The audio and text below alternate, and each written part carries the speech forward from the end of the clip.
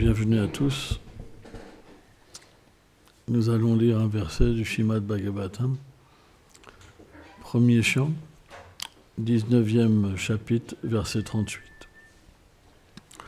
Om Namo Bhagavate Vasudevaya.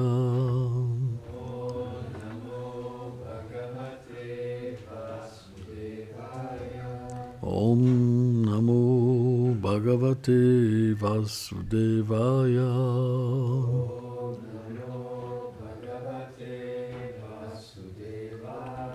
Om Namo Bhagavate Vasudevaya.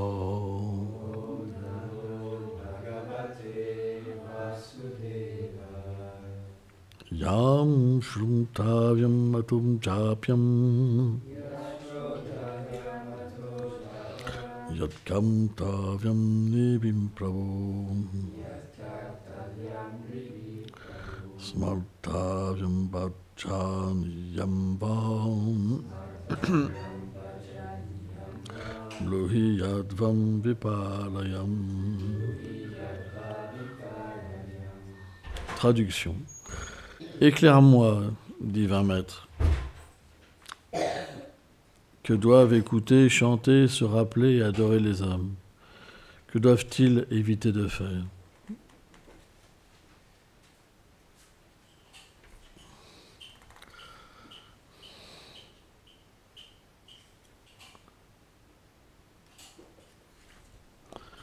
Il n'y a pas de teneur et portée.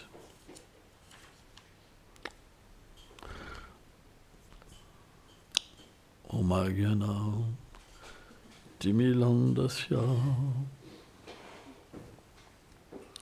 Yanam Jalam Shalakaya Shakshur Meditam Jena Taisme Shigulave Namaha. Namam Vishnu Padaya Krishna Pristaya Bhuttare Srimate Bhaktivedanta Swamin Iti Namine. Namaste Sarasvati Devi Kolavani Prachaline Nilvishesha Sunyavadi Prachatyam Deshatarine. Jai Srila Prabhupada Ki Jai. Donc, c'est le principe de l'avidité spirituelle. Quand on rencontre une grande personnalité, qu'est-ce qu'on cherche? On cherche à recevoir le cœur d'une grande personnalité. Et le cœur peut être atteint que par une attitude d'humilité et d'abandon complet. Il y a une chose qu'un maître spirituel n'aime pas, c'est la duplicité, quand vous le trichez, quand vous lui mentez, quand vous lui dites pas la vérité. Après, c'est très difficile de recevoir la miséricorde. Une fois que vous trichez le gourou, que le gourou vous a béni pour recevoir l'amour de Dieu, si vous faites quelque chose qui est complètement contraire, alors le gourou devient mécontent avec le disciple. Il dit « Oh, il m'a triché en fait. Je lui ai ouvert les portes de mon cœur et il m'a triché. » Alors tous les problèmes vont arriver. C'est juste question de temps. Le disciple va commencer à avoir des problèmes dans sa vie spirituelle. On peut avoir tous les défauts, mais on doit être véridique. si on triche, les Vaishnavas, déjà vous ne pouvez pas les tricher parce qu'ils voient la vérité.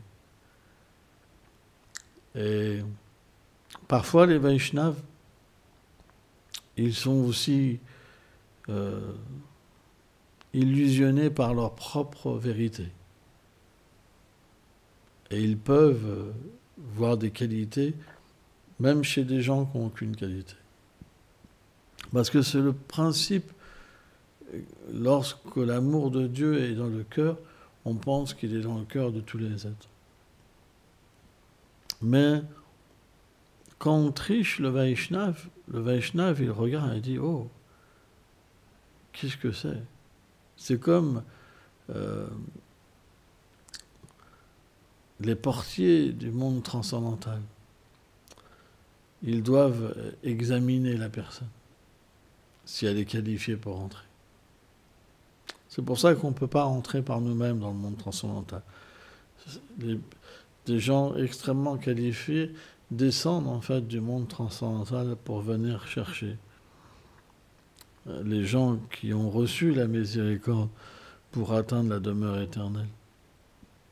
Mais celui qui triche, alors c'est très difficile pour après avoir la miséricorde de Radha et Krishna. C'est très difficile. Parce que le gourou, il est le représentant. Si vous trichez le représentant, qu'est-ce qui vous reste après? C'est pourquoi Srila Prabhupada disait toujours que si le gourou est satisfait, Krishna est satisfait. Mais si le gourou n'est pas satisfait, alors Krishna n'est pas satisfait. C'est expliqué dans les Écritures que si Krishna n'est pas satisfait, mais si le Vaishnava est satisfait, alors Krishna il va accepter quand même quelqu'un. Mais si le gourou n'est pas satisfait, alors c'est très difficile. C'est pourquoi on doit faire attention avec les Vaishnavas. Parce que on a peu de chances de retourner à Krishna. Très peu de chances. Si vous les trichez en leur mentant, après, ils n'auront plus confiance en vous. Ils vont vous parler, mais c'est fini. La porte du monde transcendantal, elle est fermée. Vous devrez revenir dans le monde matériel. Tous les aspects intimes du service de dévotion vous seront cachés. Tout. Tout. Vous ne pouvez pas par vous-même atteindre la transcendance. Vous pouvez si dans votre vie passée, vous avez déjà été un pur dévot et que Krishna vous fait revenir. Alors je dirais même que le principe du gourou, il n'est pas important. Parce qu'en fait, le gourou, il est déjà établi dans une vie passée. Une personne a déjà le gourou dans le monde transcendantal. Donc quand il prend un gourou, c'est secondaire. Parce que déjà, la relation, elle est établie avec Sri Guru sur un plan transcendantal. Donc le dévot, il reçoit directement, en fait, la miséricorde de Radha et Krishna et de son maître spirituel. Et simplement, il accepte un Vaishnava pour entrer dans ce qu'on appelle un lignage. Mais il est déjà qualifié. Il sait déjà servir Krishna. Pourquoi? Parce qu'en fait, dans les moments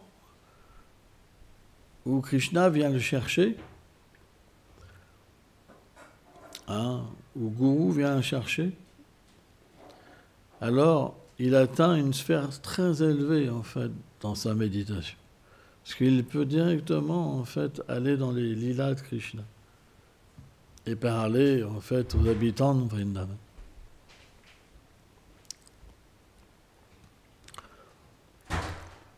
Donc,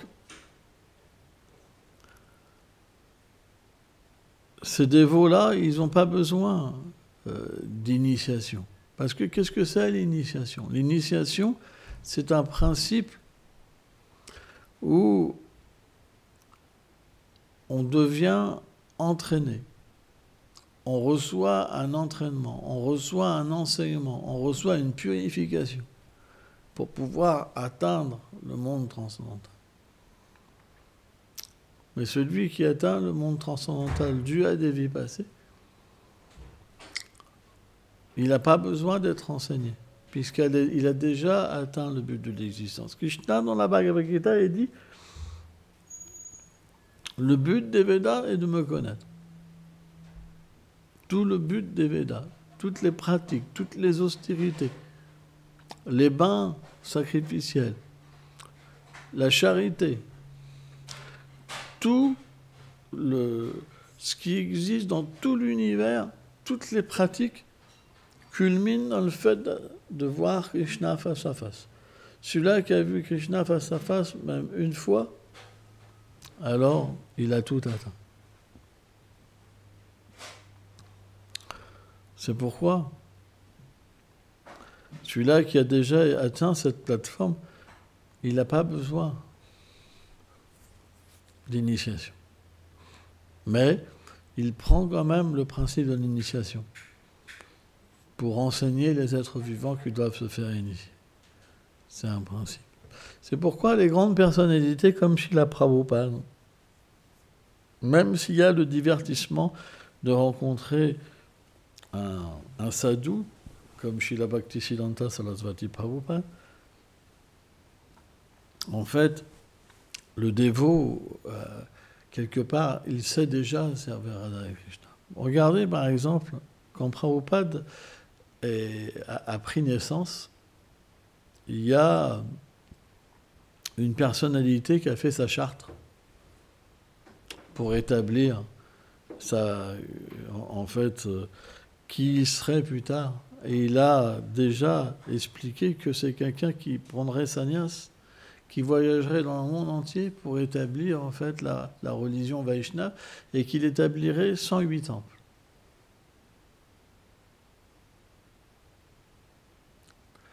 Alors, ce qui est vraiment intéressant, il y a une catégorie de dévots qui ne comprennent pas la position de Srila Abhay Chandra Bhaktivedanta Swami Prabhupada et qui disent que c'est simplement qu'il a reçu une miséricorde pour pouvoir faire ça. Et pourquoi cette charte, alors, elle existait? Pourquoi elle existait même avant qu'il était tout petit? Comme ça. C'était déjà prédit ce qu'il allait faire. Ça, c'est de l'envie, en fait. Parce que quand on n'a pas le pouvoir de faire quelque chose, qu'on n'a pas été établi par le Seigneur suprême, qu'on n'a pas d'avège de pouvoir vraiment, alors on devient envieux des grands Vaishnavas. Et pour les descendre de leur qualification, on dit en fait que leur qualification, elle vient d'autre part. C'est très intéressant. Moi, j'ai vu ça quand j'étais dans la Gaudiya Math, par exemple. Hein? Mais en fait, c'était déjà établi.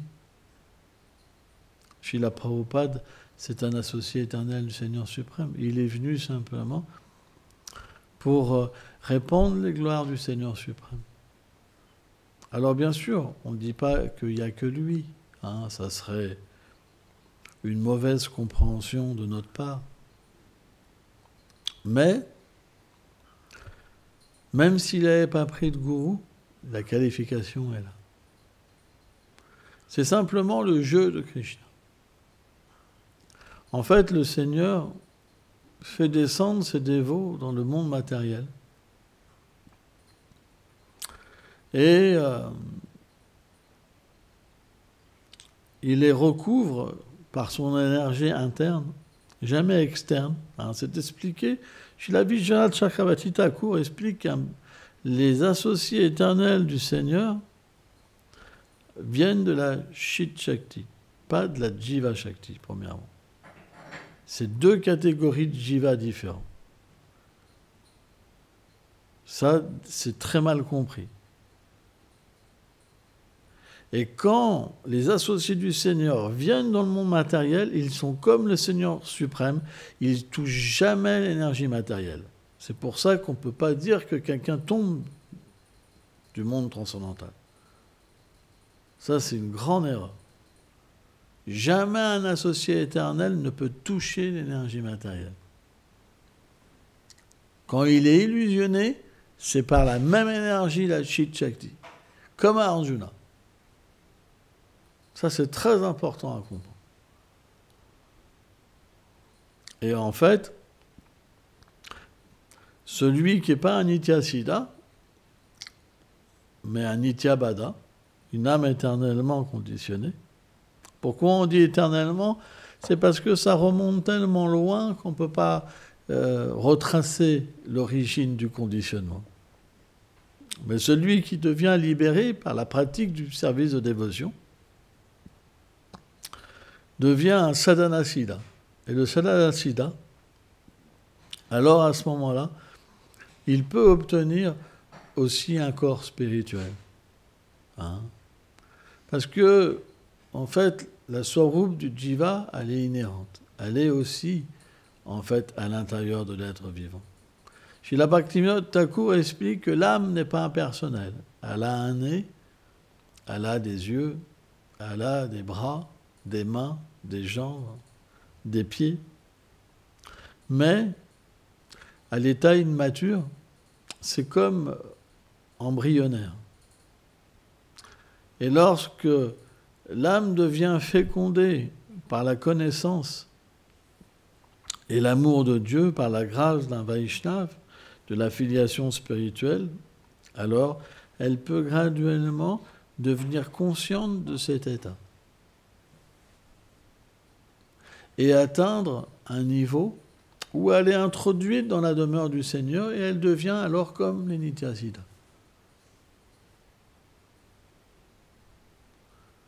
Et à ce moment-là, il n'y a pas de différence. Alors certains Vaishnavas expliquent quand même qu'il y a une certaine différence, dans le sens que la Jiva Shakti ne devient pas forcément la Chit Shakti, mais il n'y a pas de différence. Ça, c'est des points, on va dire, chez ceux qui poussent le bouchon plus loin, quoi. Mais ce n'est pas ça l'important. L'important, c'est qu'une fois, Krishna explique dans la Bhagavad Gita, une fois qu'on atteint sa demeure, jamais plus on revient. Parce qu'on devient éveillé.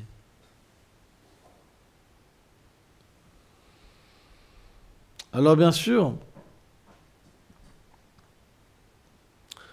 c'est souvent question, les gens qui n'ont pas réalisé leur swarup, ils spéculent beaucoup sur la swarup, c'est normal. Ils pensent, est-ce que la swarup elle est établie éternellement ou elle n'est pas établie éternellement, hein? Parce qu'eux-mêmes n'ont pas établi leur swarup. Des grandes personnalités comme Bhakti Prayang Keshav Goswami Maharaj, Bhakti Pramod Puri Goswami Maharaj, Bhakti Rachaka Shadri Goswami Maharaj, par exemple, et d'autres ont dit que la swarup est inhérente au jiva. C'est des grandes personnalités, des associés éternels du Seigneur. Hein, Srila Prabhupada Bhaktisiddhanta, il n'est pas venu seul, il est venu avec plein d'associés. Hein. Mais en fait, c'est vrai qu'on peut vouloir quelque chose. Par exemple, on pratique, on peut être inspiré par des dévots de vouloir, par exemple, Manjari Bhav. Beaucoup de dévots sont ravis de recevoir une swarup de Manjari, par exemple. Parce que la plateforme de Manjari est une plateforme très extatique. Mais si ce n'est pas véritablement notre swarup, alors on peut aussi méditer sur quelque chose qui ne va jamais se manifester. Et vous pourrez aller voir un charlatan qui va vous dire, toi tu t'appelles Amana Manjari, par exemple. Oh, je suis Amana Manjari. Hare Krishna, Hare Krishna, Krishna, Krishna. Mais ça ne se manifeste jamais.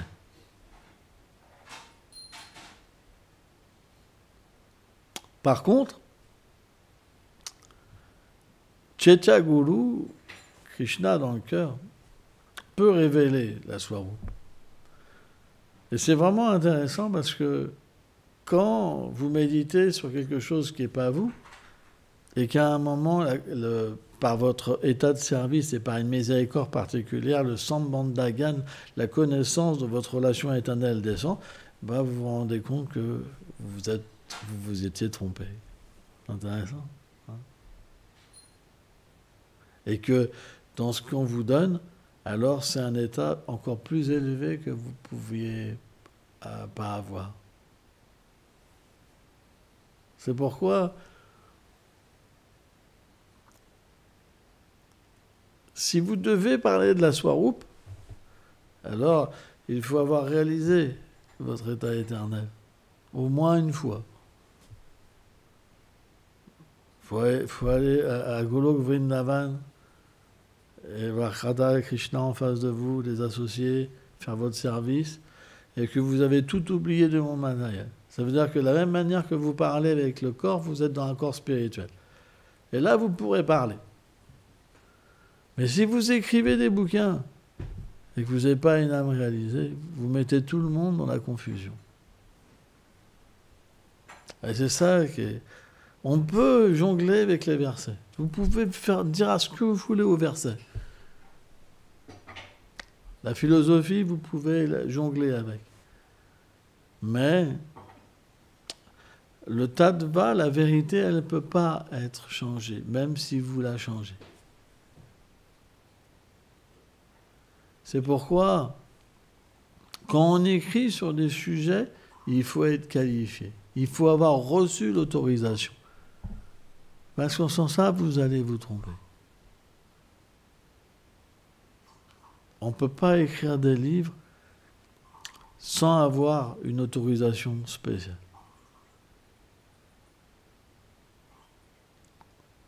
C'est pas possible.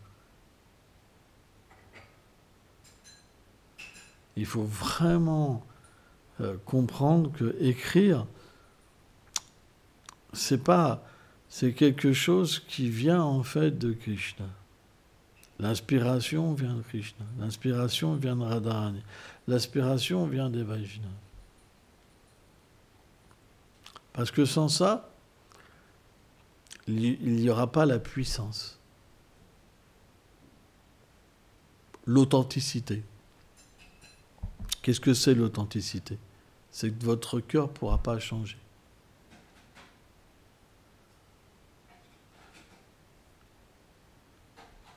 C'est pourquoi que l'étude, elle doit être tous les jours. On doit avoir ce contact avec l'écriture. C'est très important. Mais de la même manière, si votre attitude n'est pas bonne et que vous étudiez, alors ça n'aura pas de pouvoir, votre étude. C'est l'humilité qui va révéler l'écriture. Si vous avez de la duplicité et que vous trichez le gourou, alors l'écriture se cachera de vous. De la même manière que le gourou va se cacher de vous, que Krishna va se cacher de vous. N'oubliez jamais, vous pouvez tricher tout le monde, mais qu'est-ce que ça va vous rapporter? On doit être des personnes simples. Qu'est-ce que c'est quelqu'un de simple? C'est quelqu'un qui ne cache pas qu'est-ce qu'il est, mais qui essaye d'être un dévot authentique. Un dévot authentique, qu'est-ce que ça fait? Simplement, ça suit les instructions d'un autre dévot. C'est pas compliqué d'être un dévot. Ça prend l'instruction du maître spirituel et ça médite sur l'instruction. À ce moment-là, l'humilité vient. Mais si vous ne méditez pas sur les instructions d'un Vaishnava, à ce moment-là, vous penserez que vous êtes avancé spirituellement. L'orgueil, une fois que l'orgueil est installé, plus rien ne peut rentrer en vous. Vous ne pouvez plus faire d'avancement spirituel. Pire encore, vous péchez et vous pensez que c'est une bonne chose. C'est ça le problème de l'orgueil. Quand l'orgueil entre en nous, déjà on est obligé de pécher, parce que l'orgueil, c'est une déconnexion en fait de l'état transcendantal. Et donc on va être attiré par des choses et on va pécher. Et par orgueil, on est obligé de cacher notre péché. Vous comprenez ? Parce qu'on ne peut pas faire voir aux autres qu'on est déchu. Et à partir de là, la simplicité s'en va. C'est ce qu'on appelle la duplicité. Quand on cache quelque chose à l'intérieur de nous-mêmes, on appelle ça une duplicité. Parce que ce qu'on va dire est différent de ce qu'il y a à l'intérieur de nous-mêmes. Et à partir de là, le Seigneur alors se cache de nous. Parce qu'il ne peut pas être perçu par quelqu'un qui a ce langage. Il n'est perçu que par quelqu'un qui devient sans duplicité, qui a un langage simple. Plus vous êtes simple, plus le Seigneur, vous le percevez. Et donc, c'est très intéressant, c'est que vous pouvez voir votre état spirituel juste en analysant, en fait, si le Seigneur est loin de vous ou proche de vous. Quand on dit le Seigneur est proche de vous, c'est pas parce que vous habitez dans un temple qu'il est proche de vous. Quand on parle de proche, c'est une relation. Donc, tout le monde a cette duplicité. Il ne faut pas se condamner, mais il faut la combattre, par contre. Et comment la combattre ? Comment on peut la combattre ? Simplement en étant un humble serviteur, en étant au service des Vaishnavas. C'est pourquoi votre attitude envers les dévots, c'est la seule manière que vous pouvez rectifier cette duplicité. Si votre attitude n'est pas bonne, c'est foutu. Vous pouvez chanter, ça ne portera pas de fruits. Il faut la bonne attitude. Et la bonne attitude, elle est dans tous les aspects. Vous êtes des brahmacharis, avec hommes et femmes, les relations, tout ça. Si vous ne suivez pas tout ça, vous êtes des pécheurs. Il y a des façons de faire. Et si vous péchez et que vous êtes orgueilleux, vous allez mentir au gourou. Mais qu'est-ce que vous allez gagner ? Krishna est là dans votre cœur.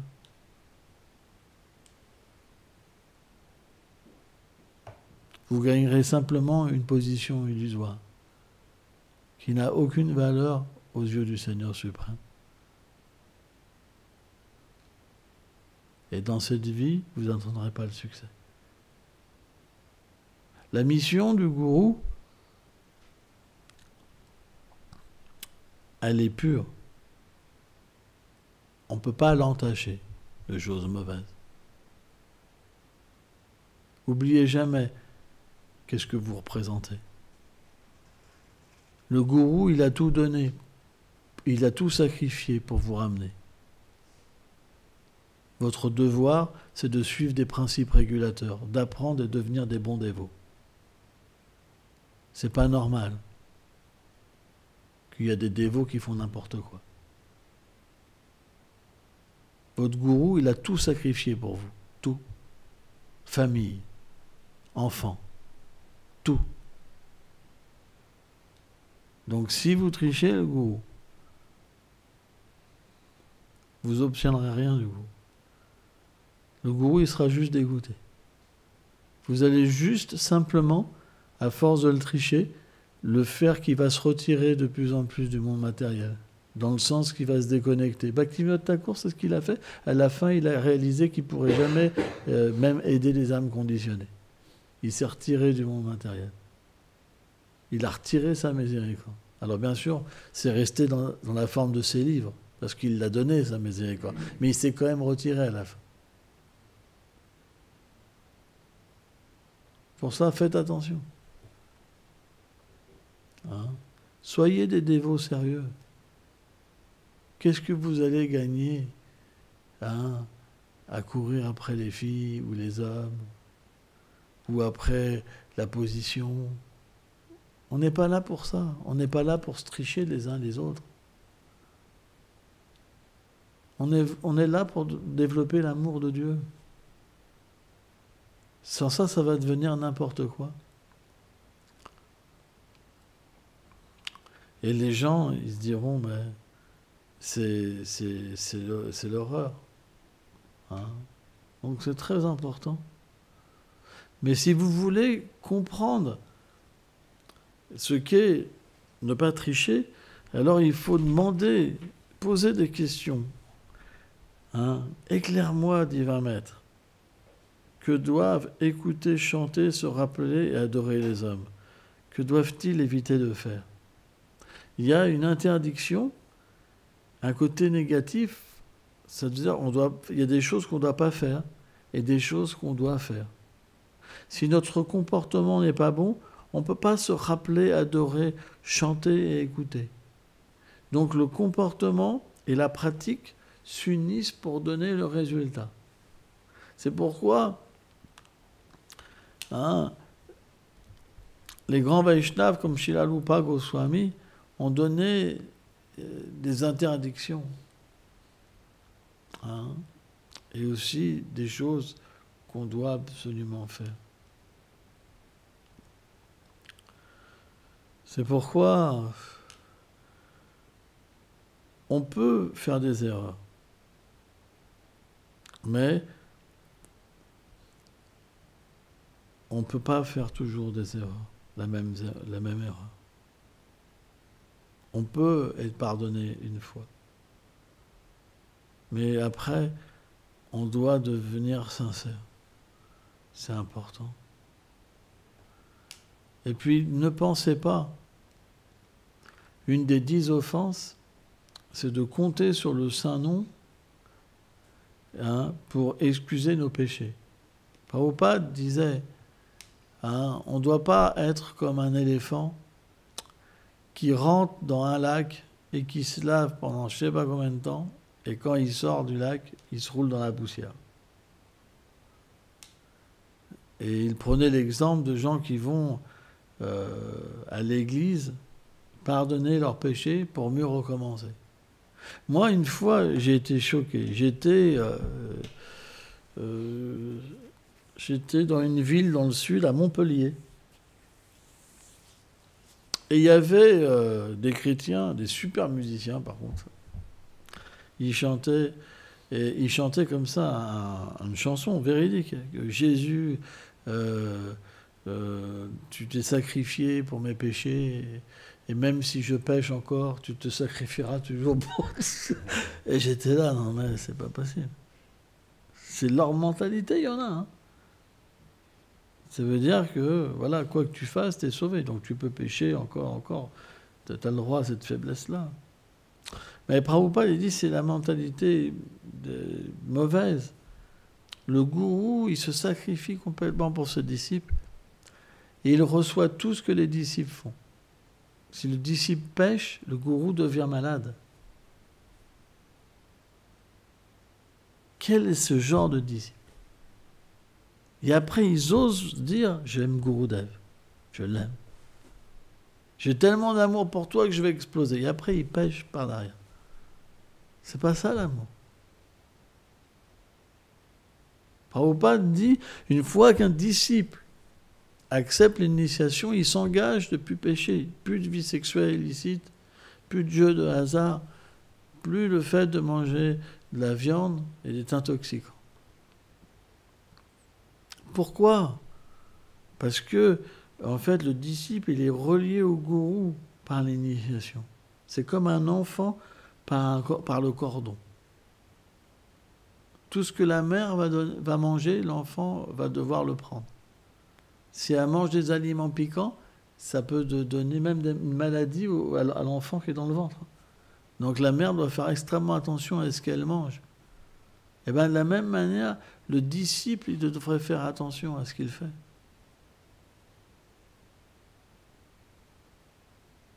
C'est ça l'initiation. Vous avez voulu vous faire initier. Mais ce n'est pas un jeu. Vous êtes relié à votre maître spirituel.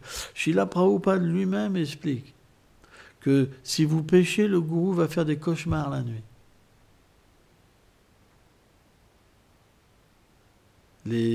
Vos activités pécheresses vont se manifester de cette manière.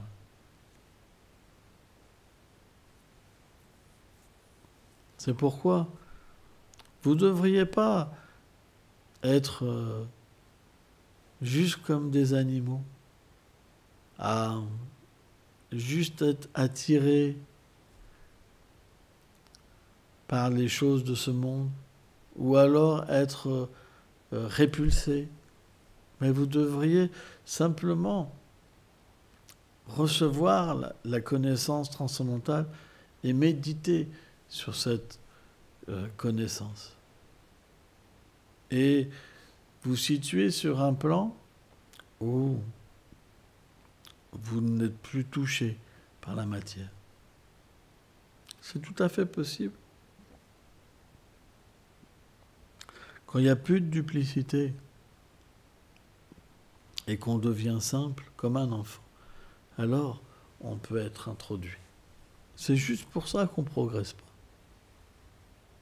Quand la simplicité vient, notre vie, elle devient parfaite. Alors, c'est très élevé. Hein. Mais quand on a l'expérience d'aller à Golok Vrindavan,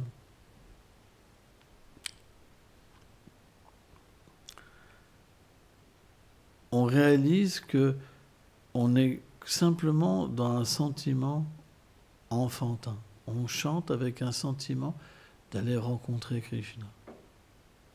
Et alors, quand on atteint cette plateforme, alors vraiment l'innocence enfantine, elle est atteinte. C'est la perfection de la simplicité. À Vranj, les gens sont tellement simples.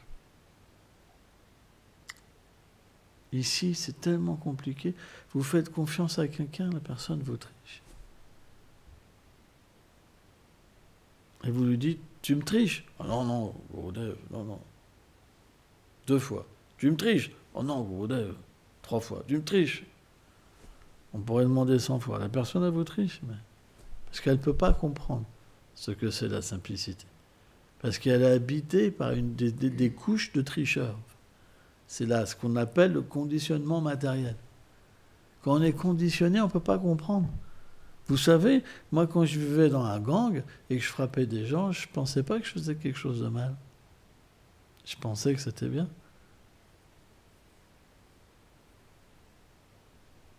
Et encore aujourd'hui, quand j'entends des gens, 40 ans après, avec qui j'étais, et qui sont interviewés à cette époque, ils disent jamais qu'ils regrettent. Ils disent c'était tout à fait légal.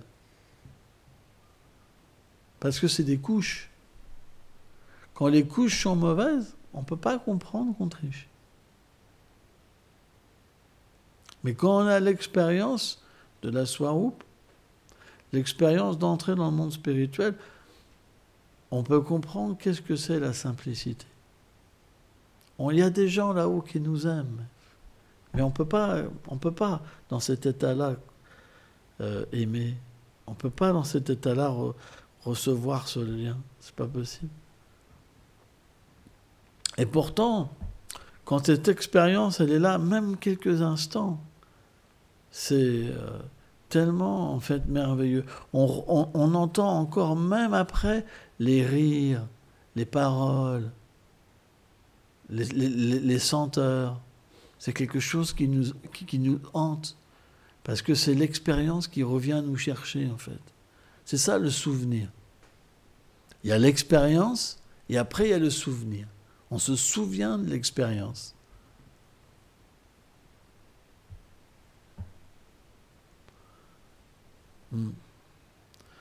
Jai Srila Prabhupada ki jai.